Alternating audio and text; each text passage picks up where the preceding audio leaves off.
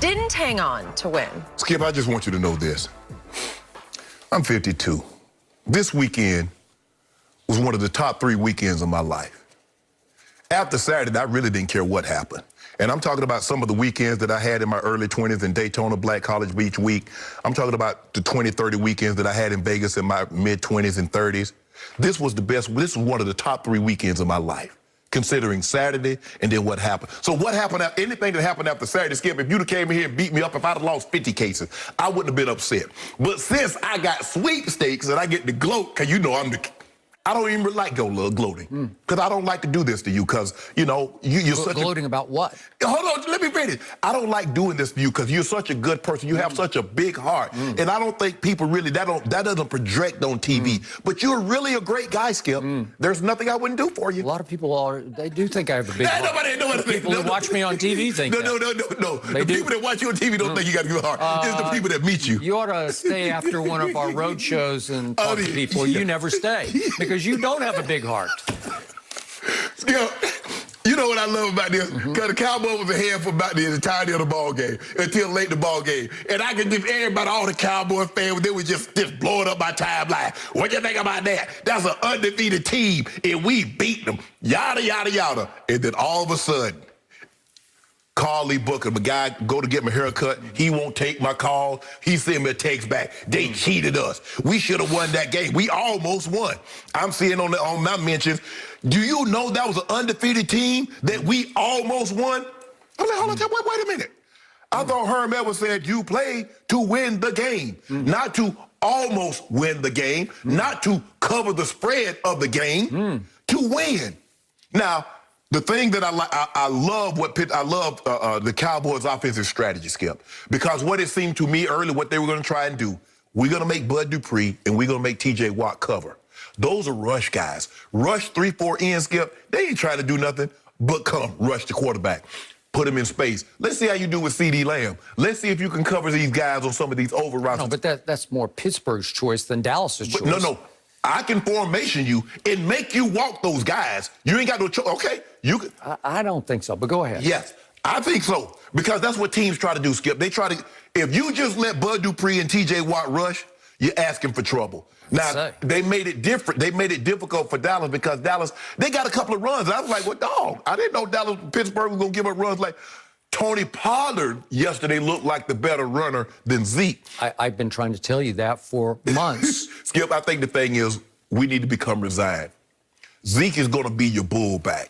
And what I mean by that, Skip, if it's 3rd and 1, 4th down. I'm not sure to this point he can even get that. But Skip, Skip, he kept his leg driving. He got you some tough yardage. But if you're expecting to see the 30-yard, the 40-yard run, Skip, I don't know if you're going to see that. I'm going to give Gilbert some credit because I thought he played well early. But he missed some throws also that allowed the Steelers to stay in the game. Skip, when they had the momentum, you got to put separation because the Steelers can't run the football. And I think we're going to talk about this a little later, Skip. And that's one of the concerns that I have about them is that when they got a lead, Skip, they can't get 2 tight end, 4-minute offense and control it. And Mike Tomlin, I don't know what the hell you was thinking. You better kick that field goal and go up 8 and make a team score a touchdown in a 2-point conversion to beat you. Don't you let me in. Oh, Skip, you had just gotten stopped early in the game on a 4th and 1. You got stopped. You had just missed a couple. You'd missed an extra point and a field goal, and you'd gotten another one blocked. Yes. So he said, I'm not going to risk it. I'm going to put this game away, but they didn't put the game away. Not with your running game. Now, if that's the Tennessee Titans, Skip, you put that game away. That's not, you don't have that type of situation. Skip, the reason why you lost this game is simple, Skip. I can say, well, Gary Gilbert didn't do this, or you didn't run the ball. Too many penalties. Skip, you can't commit those kind of penalties late in the ball game like they did. They got holding. I mean, they got a couple, they got, I think, 5 accepted penalties. The Steelers got a 1st down on 1, so they declined it. So they got 6 penalties in the 4th quarter. Skip, that'll get you beat. And that'll get you beat. And that's the thing that drives coaches crazy is that the mental mistakes in a ball game, especially in crunch situations. The Cowboys, I love what I'm seeing from D-Law. Skip, that's the D-Law that got that big money. You see the way he coming off that edge? You see the way he hustling? That's what I knew he always had in him. Now, there's another guy, Skip. They moving. Wait, is the show over yet? Do I get to talk? You get I don't know. Skip, I don't know what's going on with your boy Jalen Smith, but I'm not seeing it. And I know you're not seeing it. I have seen it. I've seen new effort and energy. Skip, you got to make plays, Skip. This is a play league. But the Cowboys, Skip, give Gary Gilbert credit. He played as well as I thought he could possibly play. I didn't see this. Now, they got tape on him. They got tape on him, not Skip. Well, they had a lot of arena tape on him. You're talking about some arena. For real, Skip. He lit it up in the arena league. He did, Skip. All you need to do is put in the tape at the University of Texas when he was a blue chip national recruit, one of the top 2 or 3 quarterbacks ranked in the United States, and went to his home state, University of Texas. He did. And got to start 1 year. I get to see him for, I don't know, 5 or 6 games, and he threw 10 touchdowns and 17 interceptions. That's why I was dubious about him starting yesterday. And he ended up at SMU. Thank you. And did okay, 21 touchdowns and 7. Now, it's my turn to explain to you what happened yesterday. Okay, what happened?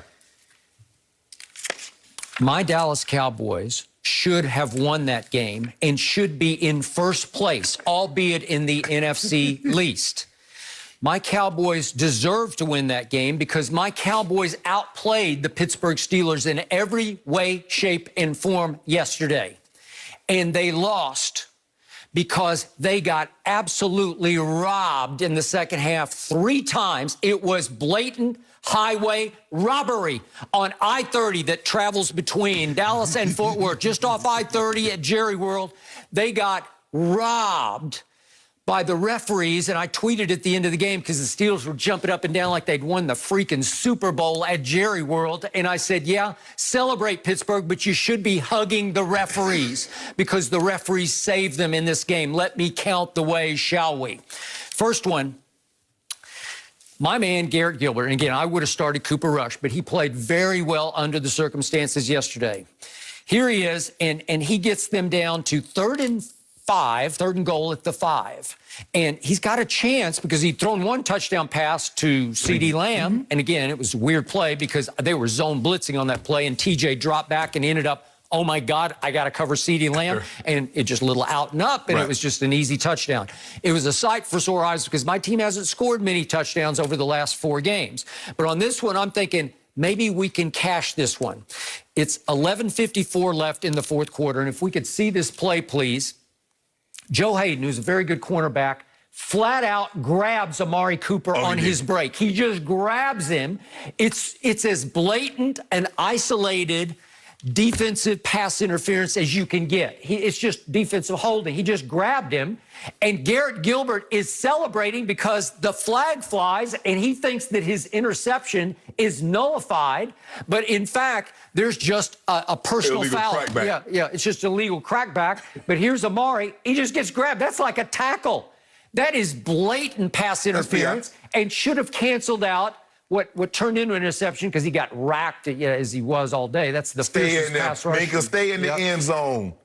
And that we would have had it 1st and goal at the 2.5-yard line. You think we could cash that in with Ezekiel Elliott? No. I do. And what would that have made it at that point? They were up 19-15. That would have made it 26-15. Would that have stood up with the 4th quarter left to play? Maybe. Maybe would have stood up the way my defense was playing. By the way, my defense held Pittsburgh to 46 yards rushing. This is the same Mike Nolan defense that gave up 307 to Cleveland, and what was it, 205? 240 to Arizona. Yeah, but I was doing the one at Washington. That was the Washington football team went for 205, and Arizona obviously just ran. So you liking Mike Nolan now, huh? I'm liking the fact they got rid of every free agent they signed, every veteran free agent in the offseason, and finally the ones who are left have bought into this system. I would have fired him at that point because I would have rather them do it with all the free agent talent that they have, but they're doing it with a lot of young players. And all of a sudden, how about Neville Gallimore, University of Oklahoma? I kept telling you after they drafted him, he can disrupt. Well, tell me why that makes sense. You draft the guy in the 3rd round, and you say he's a guy, but you signed 2 guys to put in front of him. Yeah, but the point was he didn't get to play enough yesterday because every play he played, he disrupted. Yes, right. Now we get to the most egregious robbery of the day. What happened? and it comes with 8:36 left. It's 1st and 10 at the Dallas 48 for the Pittsburgh Steelers that you loved yesterday. They were your team yesterday. And finally, Ty Crawford got to Big Ben Roethlisberger. And finally, he rocked him so hard that Big Ben coughed it up, if we could see this. He coughed it, and Aldon Smith gets it on a bounce. Thank you, Aldon. And he is off to the races at about whatever he weighs, 300 pounds. And he runs this ball all the way down to the Pittsburgh 21-yard line. I'm thinking I got a great chance to win the game because now we're getting later in the fourth quarter. But do you see what happened with Jalen Smith? He pushed him down. He didn't push him down. He chucked him at 5 yards. It was a completely legal chuck. You are allowed by rule to have one shot within 5 yards. Look. Was it maybe 6 yards? Yeah, maybe six, maybe 5.5.